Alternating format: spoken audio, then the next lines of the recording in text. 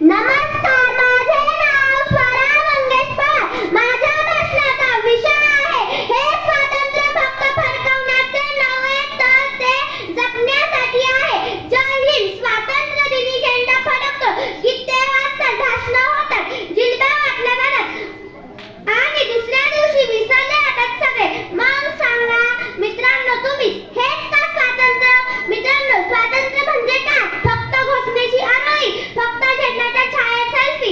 नाही रे नाही. स्वातंत्र्य म्हणजे स्वतःच्या जमिनीवर गर्वाने उभा राहिलेला अधिकार. स्वातंत्र्य म्हणजे स्वतःचे विचार मांडण्याचे स्वातंत्र्य, अन्यायाविरुद्ध उभं राहण्याचे सामर्थ्य. पण आज भेदभाव अजूनही आहे, भ्रष्टाचार वाढतोय, स्त्री अजूनही भीतीत जगते, सैनिक मरतो आणि आपण IPL बघतो. कोणी तुमच्यासाठी फासावर गेले आणि आज तुम्ही फॉरवर्डच्या बटनावर देशप्रेम मोजतो.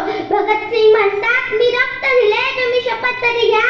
नेताजी म्हणतात मी युद्ध केले, तुम्ही निदान खरं तरी बोला. आणि आपण काय करतो?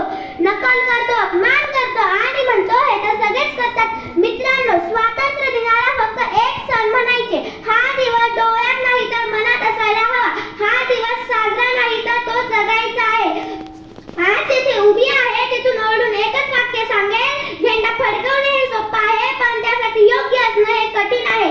आज ठरवा, रणात उतरलेली भारतीय होईल. मी झेंड्याला सलामत करणार नाही तर देशासाठी कधीही सज्ज राहील. मी कायद्याचे, संविधानाचे, नियमांचे पालन करीन. मी चांगली नागरिक होण्यासाठी सदैव प्रयत्न करीन. मी